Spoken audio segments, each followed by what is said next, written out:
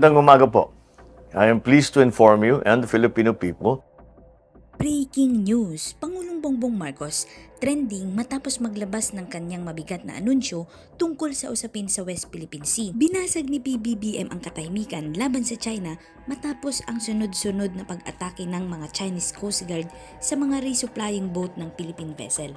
Bukod pa kay Pangulong Ferdinand Marcos Jr., hinamon din ni National Defense Secretary Gibo Teodoro ang China na panindigan umano ang kagustuhan nitong dialogo at mapayapang pagresolba sa mga issue sa West Philippine Sea. Grabe to, tumitindi na talaga ang tensyon ng Pilipinas at China. Ano kaya ang desisyon dito ng Pangulong Marcos? Napipikon na nga ba siya sa mga ginagawa ng China sa West Philippine Sea? Kaya naman mga kababayan, huwag na natin patagalin pa. Samahan niyo ako at sabay-sabay nating alamin ang maiinit na balita sa araw na ito.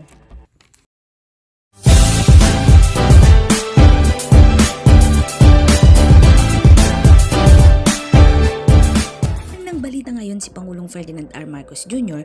matapos maglabas ng mabigat na anunsyo sa kanyang official Facebook page patungkol sa usapin sa West Philippine Sea. Muling nanindigan si Pangulong Marcos na Filipinos do not yield kasunod ng isang marahas na pag-atake ng China Coast Guard sa resupply mission boat ng Pilipinas sa West Philippine Sea.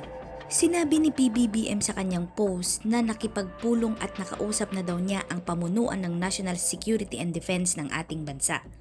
Ginawa daw nila ang kanilang isinaalang-alang na mga rekomendasyon at sa pamamagitan ng mga kumpletong konsultasyon, ibinigay na daw ni PBBM ang kanyang mga direktiba. Sinabi din ng Pangulo na patuloy din daw siyang nakikipag-usap sa mga kinatawan ng kaalyado, kasosyo at kaibigan sa international na komunidad. Inamin din ni Pangulong Marcos na nag-alok din daw ito ng mga tulong sa anumang pangangailangan ng Pilipinas upang maprotektahan at matiyak ang ating soberanya at jurisdiksyon habang tinitiyak ang kapayapaan at katatagan sa Indo-Pacific. Dinagdag din ng Pangulong Bongbong Marcos na sa mga susunod na linggo ay magkakaroon at ipapatubad ng mga concerned agencies at instrumentalities ang Response and Countermeasure Package na proportional, deliberate at makatwirang harap na bukas, walang tigil at iligal, mapilit, agresibo at mapanganib na pag-atake ng mga agents ng China Coast Guard at Chinese Maritime Militia. Idinagdag din ni PBBM na hindi daw naghahangad ang Pilipinas ng konflik sa anumang nasyon,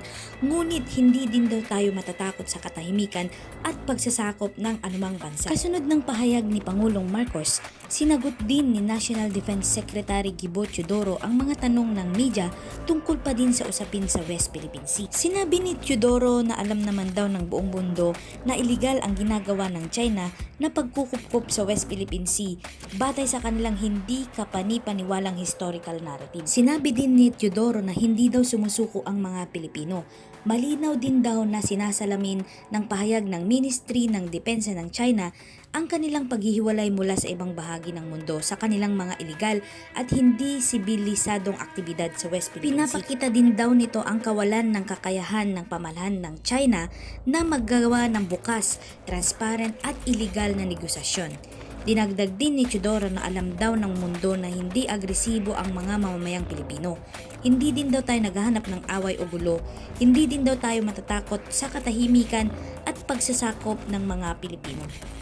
Operatibo sa Armed Forces at Coast Guard, pinapatupad ito at kung anuman ang nangyari, meron silang contingency plans para dito batay sa general plan na binigay. Ngayon, ang dapat natin hindi kalimutan at isapuso bilang Pilipino, huwag tayong magpapadala sa propaganda ng ibang bansa dahil ang nakasalalay dito ang kinabukasan at integridad ng bansang Pilipinas sa ilalim ng archipelagic doctrine, no, na ipinaglaban natin. At sana makumbinsi natin ang mga kababayan natin na iba ang pananaw na wala ng epekto sa taong bayan ang kanilang pagsusuporta sa posisyon ng China. 90% mahigit ng ating mga kababayan ay naniniwala sa ating panindigan. Ngayon, sa ganang atin, batay sa utos ng ating Pangulo, tayo ay hindi bibigay ng ating soberanya sa abot ng ating kakayahan. So, ito na lang po ang masasabi ko. Ngayon, sa salita naman na tayo ay naghahanap ng away, hindi tayo ang humaharang ng kahit sino man sa West Philippine Sea. Tayo ang hinaharang. So anong gagawin natin? Titihaya na lang? Hindi naman siguro pwede. At sinasabi din na tayo ay iniimpluwensyahan ng ibang mga bansa katulad ng Estados Unidos. Ito'y napakalaking insulto sa ating mga kababayan na kinukunan ka na nga ng teritoryo, sinasabi ikaw pa ay sunod-sunuran sa ibang bansa. Doble sinipa ka na tapos sinuntok ka pa. Sino ba naman Pilipino ang matutuwa nito? Kaya yung propaganda ng China ay propaganda lang talaga na walang naniniwala. Sana naman ang ating mga taong bayan ay magkaisa sa likod ng ating Pangulo dito sa pangunguna niya sa pagprotekta ng sagradong teritoryo at sagradong mga regalo ng Panginoon sa ilalim din ng UNCLOS sa hindi lamang sa atin, kung hindi sa mga susunod na henerasyon ng Pilipino. Kaya natin ginagawa ito. Walang ibang rason at walang ibang bansa na pwedeng makinabang dito kung hindi Pilipino. Ang problema ay ang China napakalaki na, ang Pilipinas napakaliit. Gusto pa nila tayong kunan para sa mga tao nila. So, hindi pwede yun.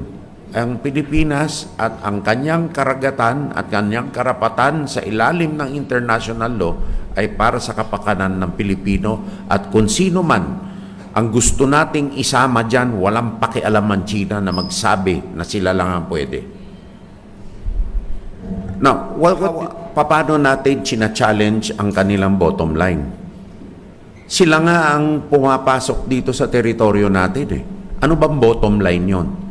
Iyan na naman, yung bottom line na yan, walang bansa sa buong mundo, ni isa ang naniniwala dyan. Kung hindi, ito ang paggamit ng dahas upang takutin at payukuin ang Pilipinas sa kanilang ambisyon, kung ano man yun. So, yan ang reaksyon ko. Bakit kayo nananakot? Tapos sasabihin nyo, we want peace. We want, lagi nilang sinasabi mga kapatid natin sa media, through consultation and dialogue, ayusin natin ito. Ano ibig sabihin ng consultation at dialogue? Meron bang settlement dyan? O pag-aareglo ng tactical situations?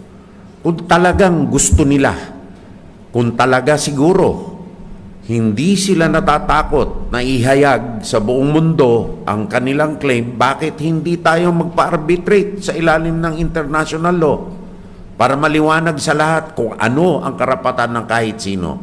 Bakit ayaw nila? Pagkatapos, pag nahuhuli sila sa mga hindi tamang sinasabi nila, ayan na, magbabanta. Tama ba yon? Hindi tama yon. Kahit grade school nating mga estudyante, alam kung anong tama o hindi, ito hindi tama.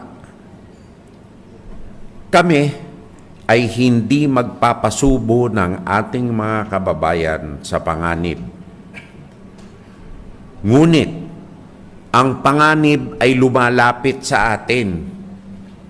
So, anong gagawin natin? Hindi naman tayo nambubuyo dito eh. Ano bang pagbubuyo ang ginawa natin? Kung ginawa natin ito within their 200 nautical mile exclusive economic zone sa may Hainan Island, yun ang provokasyon. Dito nila ginagawa